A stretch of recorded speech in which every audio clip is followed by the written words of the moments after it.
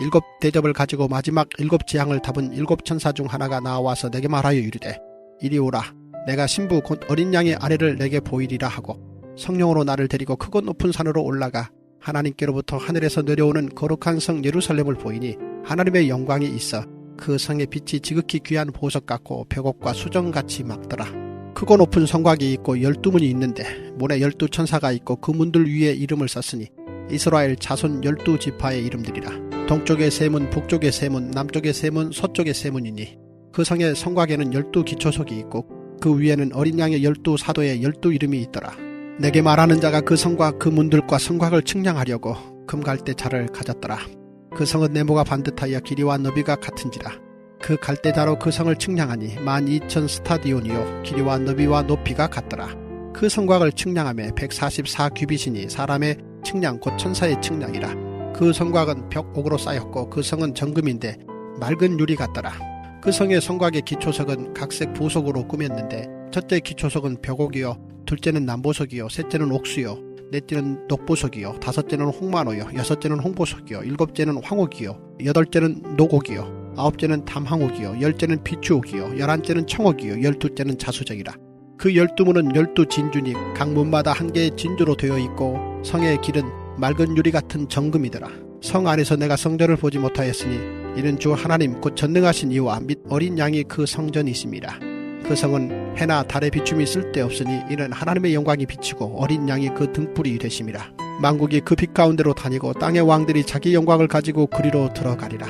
낮의 성문들을 도무지 닫지 아니하리니 거기에는 밤이 없음이라. 사람들이 만국의 영광과 존귀를 가지고 그리로 들어가겠고 무엇이든지 속된 것이나 가증한 일 또는 거짓말하는 자는 결코 그리로 들어가지 못하되 오직 어린 양의 생명책에 기록된 자들만 들어가리라. 네, 오늘은 새 예루살렘 성에 들어가려면 새 예루살렘에 들어가려면 이란 제목으로 함께 말씀을 나누도록 하겠습니다. 계시록이 끝나기 직전인 21장을 보면 이전까지 내용이 어떤 내용인지 다들 아시죠? 무시무시했던 이 재앙이 예고되어 있고요. 무시무시한 심판이 예고되어 있고요. 극심한 핍박과 전쟁이 끊임없이 이어집니다. 그러다가 21장에 오게 되면 그 모든 재앙과 그리고 저주, 심판, 핍박, 전쟁이 다 끝이 나게 됩니다. 그런데 이렇게 무서운 이 시간이 지나고 나니까 이 모든 일이 도대체 왜 일어났는지 그 이유가 드러나게 됩니다. 이유가 뭐냐면 우리의 역사를 고통으로 물들게 했던 악과 죄가 청소되는 끝날이 예정되어 있기 때문에 이 모든 과정이 있었던 거예요. 그러니까 이 말 뜻이 뭐냐면 여러분 마지막 날이 되면 모든 악과 죄는 청산됩니다. 전부 다 하나님께서 그 모든 것들을 예정하신 무정액으로 집어넣게 됩니다. 그런데 만약에 그 악과 죄 가운데 내가 포함되어 있으면 어떻게 되겠습니까? 여러분 그런 일은 일어나지 않습니까? 그렇지 않습니다. 내가 포함될 수도 있는 것입니다. 그런데 하나님은 정하신 역사의 끝날에 한 영혼이라도 더 구원하시고자 한 영혼이라도 더 멸망의 운명에서 꺼내시고자 두려운 경고와 재앙 그리고 심판을 통해서 그를 돌이키려고 애를 쓰신 것입니다. 그리고 사탄은 역사의 끝날 전에 한 영혼이라도 더 자기의 저주받은 운명에 동참시키고자 무서운 도끼를 품고 유혹과 핍박을 오늘도 하고 있습니다. 이렇게 새 예루살렘 성이 도래한다는 것은 성도에게는 구속사의 완성이지만 사탄에게는 돌이킬 수 없는 심판의 완료예요. 그래서 오늘은 거룩한 성 새 예루살렘은 무엇이며 그것이 도대체 어떻게 우리에게 임하는 것인지 살펴보도록 하겠습니다. 첫째로 미래의 거룩한 성은 오늘 나의 삶으로 들어가는 것입니다. 9절 10절입니다. 일곱 대접을 가지고 마지막 일곱 재앙을 담은 일곱 천사 중 하나가 나와서 내게 말하여 이르되 이리 오라. 내가 신부 곧 어린 양의 아내를 내게 보이리라 하고 성령으로 나를 데리고 크고 높은 산으로 올라가 하나님께로부터 하늘에서 내려오는 거룩한 성 예루살렘을 보이니. 아멘. 제가 이제 자주 말씀드리지만 여러분 중생이라는 것은 우리에게 굉장히 중요한 주제입니다. 그런데 성경을 보면 중생이라는 단어가 2번 나오는데요. 그런데 이 단어가 신약에 딱 2번이 나옵니다. 하나는 디도서 3장 2절에 사람의 굳어졌던 마음이 부드러운 새 마음으로 바뀌고 그 내면 세계가 창기의 소굴에서 성령님을 모시는 거룩한 성전으로 바뀌는 것이, 이 마음의 재창조가 이것이 바로 중생이고요. 또 하나의 중생은 마태복음 19장 28절에 나온 것처럼 지금 죄로 완전히 망가진 이 세상이 완전한 새하늘과 새 땅으로 교체되는 것, 전면적으로 바뀌는 것, 이것이 성경이 말하는 또 다른 의미의 중생입니다. 그런데 여러분, 여기서 중생이 일어나는 시간을 좀 보세요. 사람에게 일어나는 중생은 지금 이 땅에서 일어나는 거예요. 그런데 중생을 받은 사람이 들어가는 세상이 재창조되는 일은 미래에 일어나는 일이에요. 그런데 성경은 이 두 사건을 현재 일어나는 중생, 미래에 일어나는 중생을 둘 다 똑같은 중생이라고 말해요. 여러분, 이게 뭘 의미하겠습니까? 지금 내 삶의 변화와 미래에 오게 될 새하늘과 새 땅이 연결이 되어 있다는 거예요. 그러면 둘이 어떻게 연결되어 있습니까? 마지막 날에 역사가 완전히 하나님의 통치 안으로 들어가면 여러분, 시간이라는 개념이 없어져요. 그게 뭔지는 저도 잘 몰라요. 과거, 현재, 미래 이런 게 없어집니다. 시간은 완전히 없어지는 거예요. 그리고 모든 것이 영원하게 돼요. 여러분, 그런데 이게 영원하다는 말이 복된 말이기도 하지만 정말 무서운 말인 게 뭐냐면, 이 땅에서 하나님 없이 지옥을 살았던 사람들은 주님이 오시는 그날부터 그 지옥을 영원히 살아야 돼요. 이게 영원이라는 시간의 무서움이에요. 영원히 살아야 돼요. 그런데 이 땅에서 고난 중에도, 핍박 중에도, 가난 속에서도 하나님과 더불어 이 땅에서 천국을 살았던 사람들은 새 예루살렘 성이 임하는 날 완전한 천국을 영원히 살아요. 하나님과의 교제를 영원히 누려요. 이게 바로 영원이라는 시간의 양면성이에요. 즉, 새하늘과 새 땅의 삶이라는 것은 이 땅에서 내가 살았던 삶이 영원히 이어지는 거예요.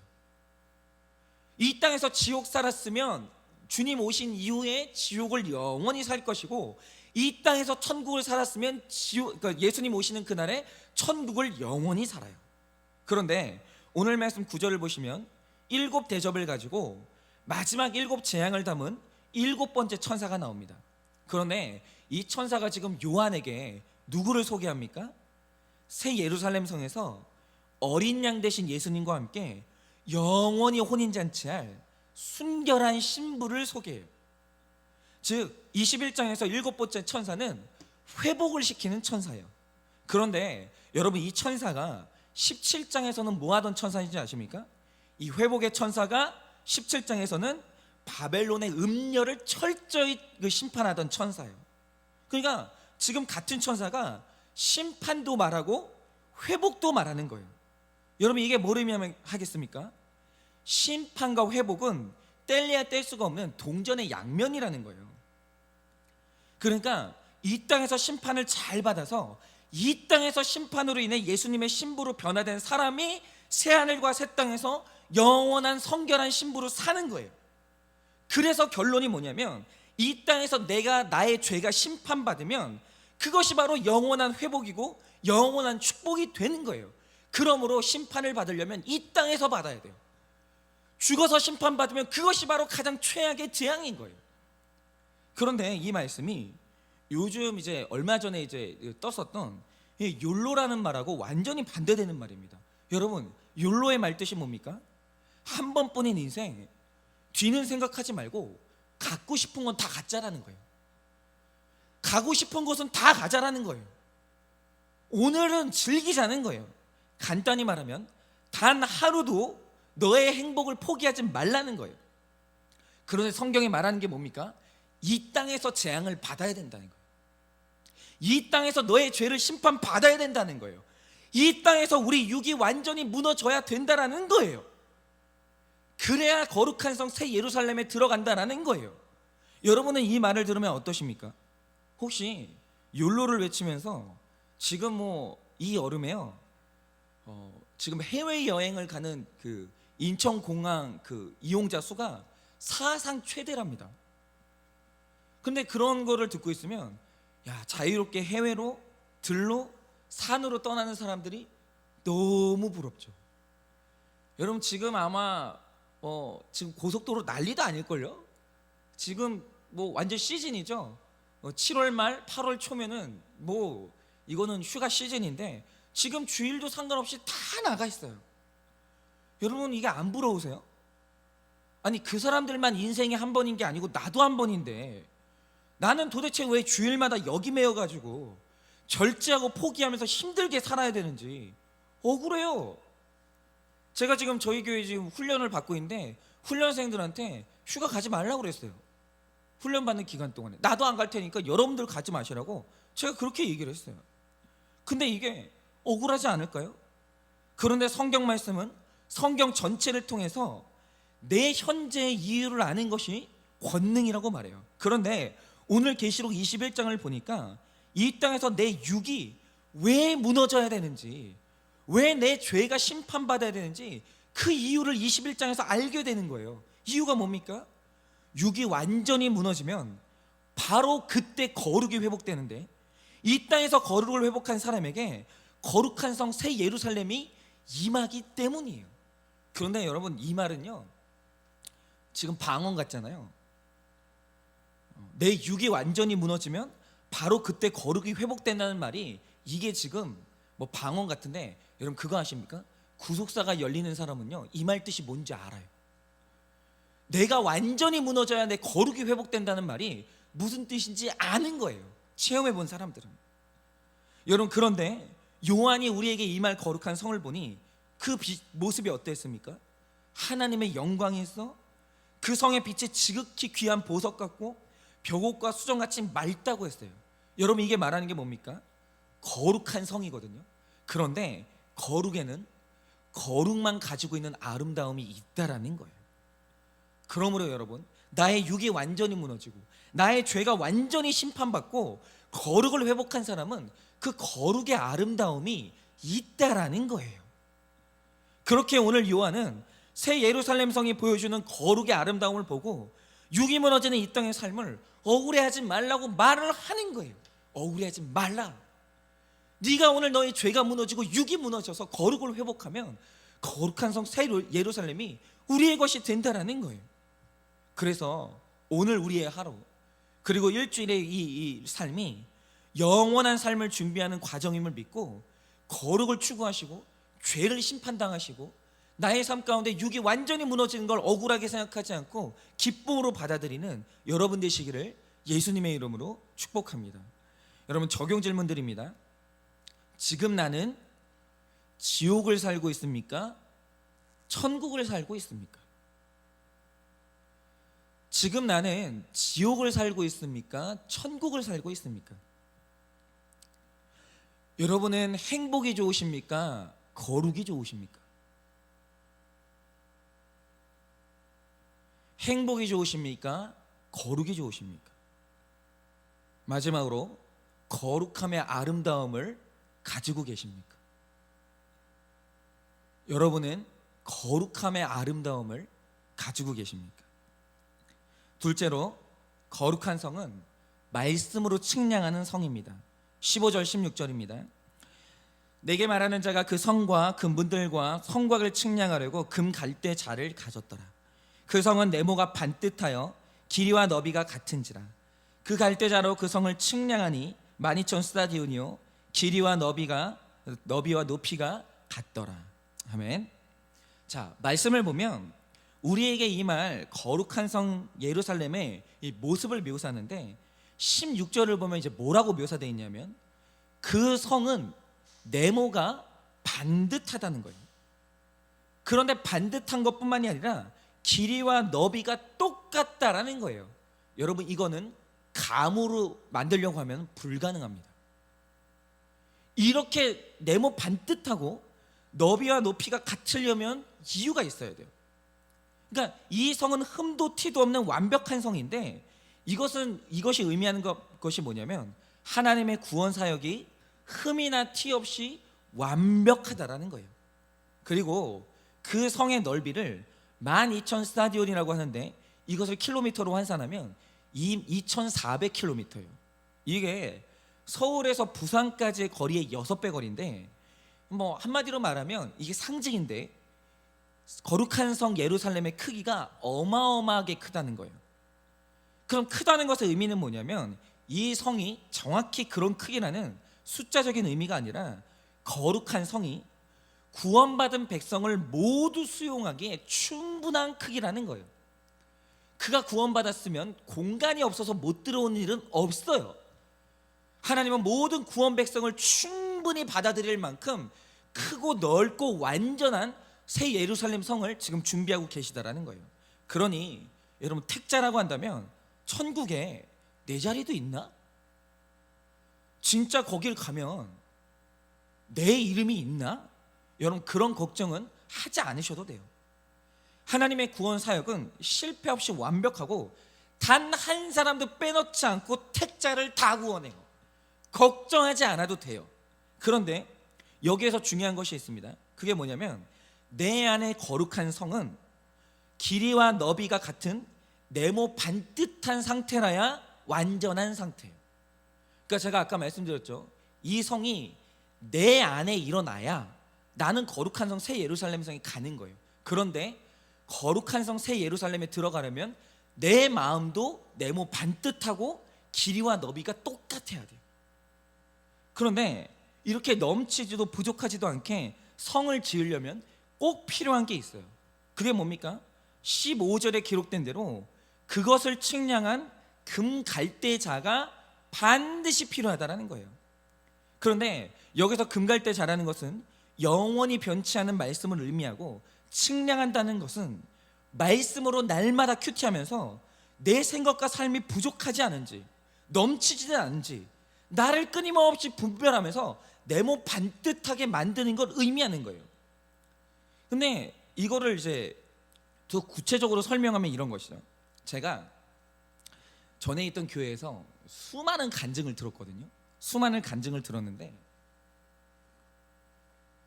그 간증 중에서도 제가 굉장히 놀랐던 간증이 하나 있어요. 그게 뭐냐면 어떤 소그룹이 있었는데 그 소그룹에서 이제 예를 들면 목자가 있고 부목자가 있어요. 그러면 이제 목자는 이제 그 예배를 인도하거든요. 소그룹 예배를 인도하는데 거기서 이제 소그룹 헌금을 걷거든요. 그 헌금을 걷는 사람이 부목자예요.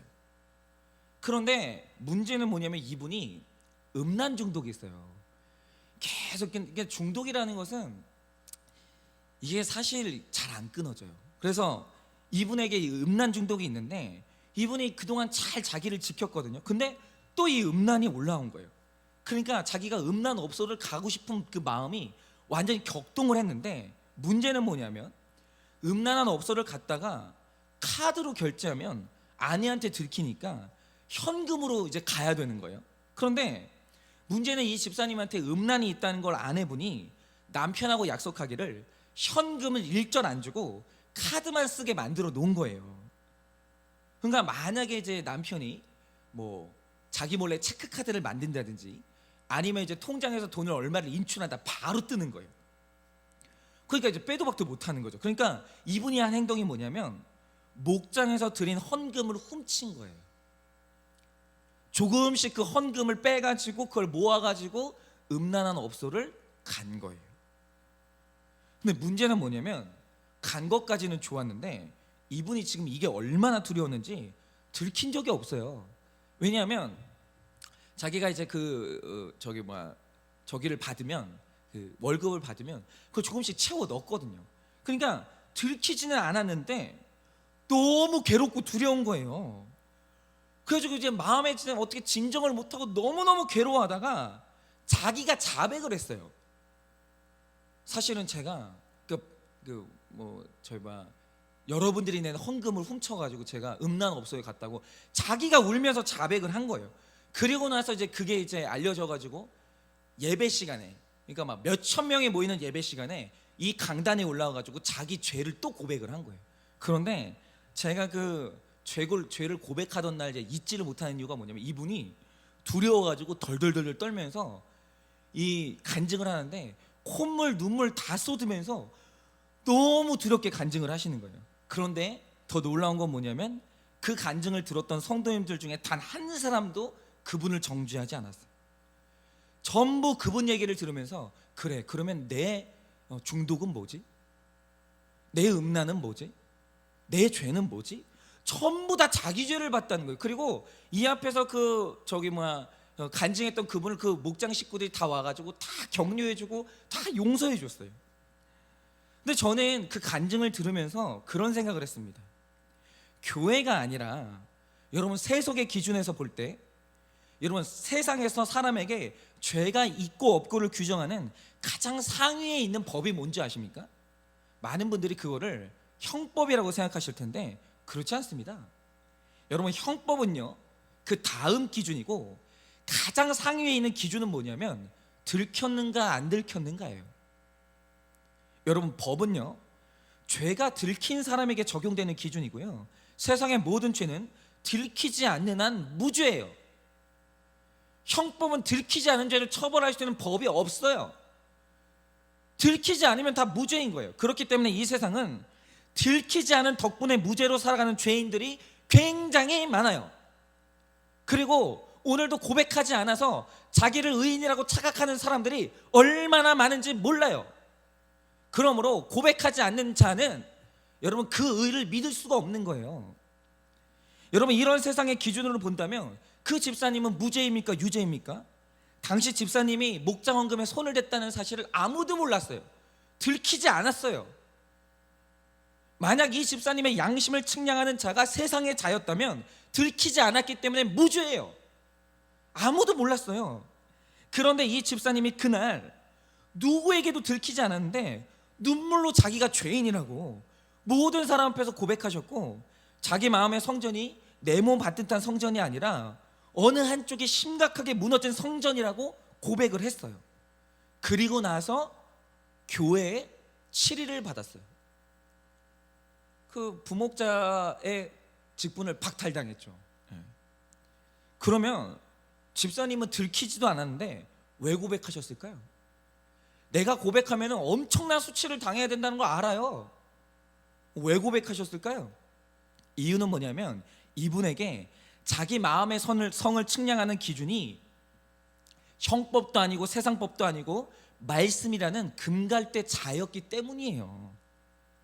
말씀으로 내 마음을 재어보니 마음의 성전이 무너졌다는 것을 알 수 있었고, 회개와 오픈을 통해서 그것을 다시 보수할 수 있었던 거예요. 저는 이 집사님의 회개가 금갈대자로 측량하는 적용인 것을 봤어요. 이래야죠. 여러분 진짜 의인은 바로 이런 거예요. 자기 삶을 마치 아무 일이 없는 것처럼 포장하고 묻어버리고 없는 것처럼 얘기하고, 여러분 그런 식으로 마치 내 겉을 내 몸 반듯한 것인 것처럼 포장하는 사람이 의인이 아니고, 오늘 사람들 앞에서 말씀으로 내 안을 재어보고 이것을 오픈할 수 있는 사람이 진짜 의인인 거예요. 그리고 이 집사님의 회개가 금갈대자가 돼서 저 또한 이 간증을 통해서 제 마음의 성전에서 무너진 곳을 측량할 수 있었거든요. 그게 어떤 사건이냐면, 저한테는 예전에 통장이 2개가 있었어요.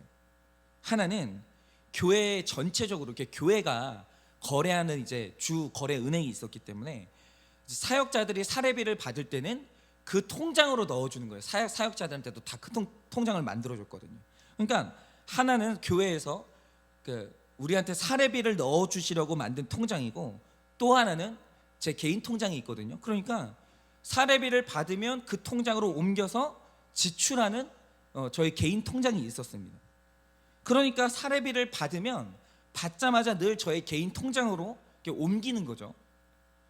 그런데 이 개인 통장을 누가 관리하냐? 아내가 관리했기 때문에 이 카드를 쓸 때마다 핸드폰으로 이제 문자가 다 가요. 그래서 제가 어디서 이제 카드를 긁으면 제 아내는 제 위치와 제가 뭘 사는지를 다 알 수 있는 거예요.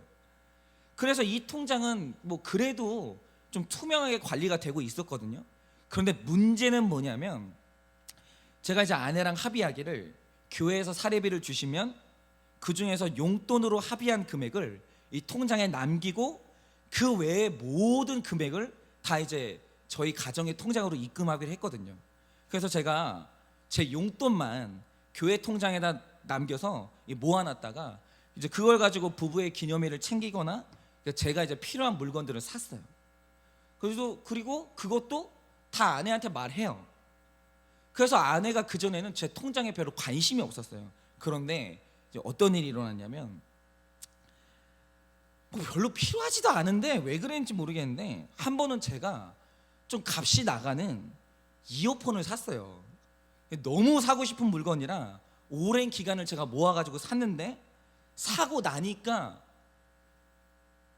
그때 이제 아내는 그 아이를 막 이제 저희 아이가 태어났을 때라, 아내는 돈이 있으면 자기가 쓸 걸 안 쓰고 살 걸 안 사고 다 아이한테 이제 쓰는 걸로 썼거든요. 그런데 이거를 지금 아내가 그런 식으로 살고 있는데 내가 이 비싼 이어폰을 샀다는 걸 들키면 어떻게 될지가 뻔한 거예요. 너무 두려운 거죠. 저는 아내가 그렇게 두려운 거죠. 그래서 제가 그걸 샀다고 말하지 않았어요. 그리고 그냥 혼자 몰래 이제 숨기면서 썼는데, 어느 날 실수로 그걸 책상 위에 놔뒀다가 청소하는 아내한테 들킨 거죠. 그러니까 그걸 본 아내가 처음 보는 물건이니까 제일 먼저 물어보는 게 얼마예요? 물어보더라고요. 그게 첫 번째로 제가 회개할 수 있는 기회였어요. 살 수 있는 기회였는데, 그때 이제 솔직히 말했으면 그냥 싫은 소리 몇 마디 듣고 끝났을 거예요. 근데 제가 당황한 나머지 금액을 완전히 다운시켜서 말해버렸어요. 거짓말을 한 거죠. 근데 보통 그렇게 말하면 제 아내가 그렇구나 그러면서 그냥 넘어가는데, 이 여자들의 직감은 절대로 무시를 못해요. 아내가 저의 말투와 표정에서 이상한 걸 느낀 거죠. 그래서 그걸 믿지 못하고 그 물건이 얼마인지 검색을 해본 거예요. 그리고 진짜 가격을 알게 된 아내가 제가 비싼 물건을 샀다는 그 사실보다 거짓말을 하고 숨겼다는 사실에 더 분을 내다가, 갑자기 이 아내가 나는 그동안 당신이 그 용돈을 어떻게 썼는지 봐야 되겠다는 거예요, 내역을. 내가 당신이 나 모르는 데서 무슨 짓을 했는지, 목사가 뭐 룸사롱을 간지 내가 어떻게 하냐고, 그거를. 나는 당신이 이제 뭐 했는지 알아야 되겠다고 하면서 통장 내역을 달라고 지금 그러는 거예요. 그런데 그 순간 제가 아내를 속였다는 죄를 잊고, 도대체 나를 뭘로 보고 뭐 이딴 행동을 하나, 뭐 이런 막 수치심과 억울함이 생기면서 뭐 마음대로 하라고 나는 못 보여준다고 그러면서 거절을 딱 했죠. 왜냐하면 그 통장의 비밀번호는 저만 알고 있거든요. 그 결국 안 보여주고 끝이 났죠. 그 저는 이렇게 끝난 줄 알았는데, 제가 그 일이 있었던 주의 목요일에 당황스러운 일이 일어난 거예요. 그게 뭐냐면, 제 아내도 인종 중독이 있는 사람이라 밖으로는 안 좋은 모습은 티를 잘 안 내는 사람인데, 제가 그날이 이제 제가 인도하는 소그룹을 인도하는 날이었거든요. 그런데 여러분, 평신도한테는 거기가 소그룹인데 저한테는 거기가 직장이거든요. 그런데 제가 소그룹을 인도하고 있는데 갑자기 아내가 나눔을 하다가 저를 고발을 한 거예요. 우리 남편한테 이런 일이 있었다고. 그러면서 저를 자기를 속였다고. 그러면서 성도님들 앞에서 당장 지금 당신의 통장의 입출금 내용을 공개하라고 요구를 하는 거예요, 성도들 앞에서. 나 그 순간 너무 굴욕감이 밀려오면서, 이 아내를 내가 데리고 살아야 되나, 뭐 이 정도로 굉장히 아내가 미웠는데, 제가 더 이상 수치를 당하기 싫어서 이 지체들 앞에서 핸드폰을 꺼내가지고 통장 내역을 보여줬어요. 그래서 이제 아내는 그 목원들이 이제 저희 뭐 평신도들이 보는 앞에서 통장 내역을 막 샅샅이 뒤지기 시작하는 거예요, 막.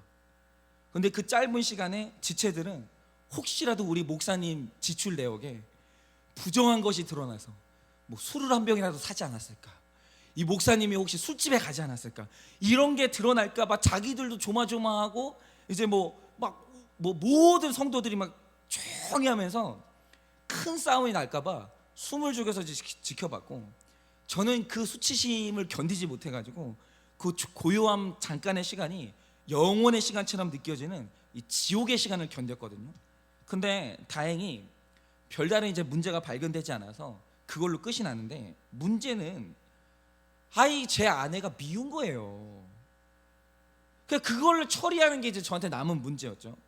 그런데 감사한 것은 그 다음 주부터 하나님께서 말씀의 금갈대자를 통해서 제 마음을 계속 측량해 주시는 거예요.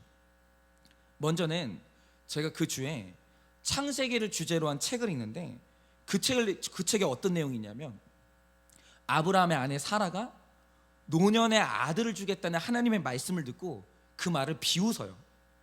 그런데 하나님이 너 웃었지? 라고 했는데 사라가 끝까지 저 안 웃었는데요? 저 그런 적 없는데요? 계속 우겨요. 그런데 그 책이 말하는 게 뭐냐면 그게 거짓말이라는 거예요. 그러면서 그 거짓말이 아무것도 아닌 것 같지만 얼마나 심각한 죄인지에 대해서 말씀해 주시는데 그 부분에서 제 마음이 찔리는 거예요. 아, 아내가 나를 수치스럽게 하기 전에 맞다, 내가 거짓말을 했지. 그 계속 찔리는 거예요.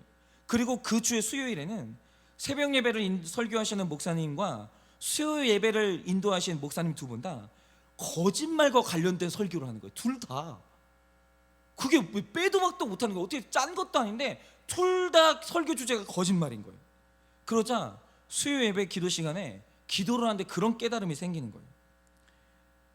주일에 제가 말씀드렸던 아까 그 소그룹에 헌금을 훔쳤던 그 이제 간증을 해주신 그 집사님도 아내가 알면 분노할 만한 욕구가 있어요. 그런데 저도 아내가 알면 싫어할 만한 제 마음의 욕구가 있어요. 물욕이 있는 거죠. 그리고 둘 다 그 욕구를 채우기 위해서는 돈이 필요한 사람들이고 둘 다 거짓말이 필요한 사람들이에요. 이 부분에서 저는 그 집사님과 제가 본질적으로 죄에 똑같은 뿌리가 있다는 사실을 깨달았어요. 그런데 생각해보니까 더 큰 죄인이 누구냐? 저인 거예요. 왜냐하면 그 집사님은 당시에 직분이 평신도라서 겨우 목자 헌금 몇만 원에 손을 댔지만 저는 목사예요. 지금 저는 담임 목사예요. 만약에 저라는 사람이 한 교회의 책임자가 된다면 교회 전체의 재정에 관여할 권한이 생기는데, 여러분 금갈대자로 측량을 했을 때 한참 미치지 못하는 이 마음으로 이 돈에 대한 개념을 가지고 여러분 교회의 책임자가 된다면, 여러분 제가 교회 돈에 손대지 않는다는 보장이 어디 있습니까? 제가 그런 보장이 어디 있어요? 이 마음이 회개가 되지 않는다라고 하면 저는 손을 대죠. 당연히 내 마음의 욕구가 해결이 안 돼 있는데. 그런데 반복적으로 저를 사랑하사 반복적으로 측량해 주신 말씀의 금갈대자가 있으니 그게 인정이 되는 거예요. 아, 나는 물욕이 있구나. 그런데 그 물욕을 채우기 위해서 거짓말을 할 수도 있는 사람이구나. 그게 인정이 되는 거예요. 그리고 그 죄를 인정하지 않는 저를 위해서 계속 똑같은 주제로 말씀을 주시는 하나님이 너무 감사한 거예요. 그리고 특별히 그 간증을 해주셨던 집사님이 너무 감사했어요. 왜냐하면 원래는 그 집사님이 받으신 수치가 원래 제가 받아야 되는 수치인데, 우리 집사님의 수준 낮은 저 대신 저를 깨닫게 하려고 자기가 대신 저를 위해서 수치를 당했다는 생각이 드니까 또 한편으로 그게 너무 죄송한 거예요. 그래서 그게 이제 깨달아지던 날 이제 그 아내한테 사과하고, 그 아내가 원할 때는 언제든지 통장 내역을 볼 수 있도록 그렇게 서로 약속을 했었던 기억이 있습니다. 여러분, 이렇게 거룩한 성이라는 것은 말씀이라는 금갈대자를 통해서 측량하면서 지어져 가다가 주님 오시는 날에 완성이 돼서 우리가 그 성에서 주님과 함께 영원한 교제를 누리게 되는 것입니다. 여러분, 그러므로 우리 삶 가운데 내 마음의 성을 측량하는 금갈대자, 즉 말씀이 없으면 여러분 절대로 우리는 아름다운 예루살렘 성을 완성할 수가 없어요. 여러분은 지금 여러분의 마음의 어느 부분이 무너져 있는지 아십니까? 어느 부분이 비틀어져 있는지 정확하게 아십니까? 어느 부분이 지금 못 미치는지 정확히 측량하고 계십니까? 여러분, 제가 하나 장담 드릴까요? 여러분이 날마다 큐티하지 않으신다면 여러분의 마음의 성은 절대로 네모 반듯하지 않아요. 그럴 수 없어요. 여러분, 말씀을 가지고 나를 측량하지 않는 사람이 어떻게 정확하게 네모 반듯한 하나님이 원하시는 마음의 성전을 지을 수가 있겠어요? 여러분, 마음의 성전이 내가 하나님 앞에서 네모 반듯하게 만들었다는 표시가 회개거든요. 말씀을 통해서 회개하지 않는 사람은 이미 그 마음에 뭐 어딘가가 비틀어져 있는 거예요. 여러분, 그러므로 저나 여러분이나 다들 이 말씀이라는 이 금갈대 자를 가지고 내 마음을 데워부어서 날마다 그 마음을 측량해 보시고 미치지 못하는 것, 넘치는 것이 있다면 회개하고 내 몸 반듯하게 만들어갈 수 있는 여러분과 저의 삶이 될 수 있도록 예수님의 이름으로 축원을 드립니다. 적용 질문 드립니다. 심판과 경고의 말씀이 내게 주시는 말씀으로 인정이 되십니까?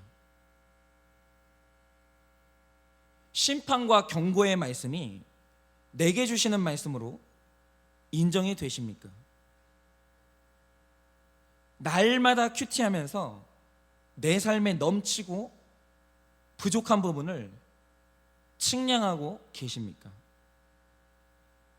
날마다 큐티하면서 내 삶에 넘치고 부족한 부분을 측량하고 계십니까? 이 시간에 우리 다 같이 한번 찬양하도록 할 텐데요.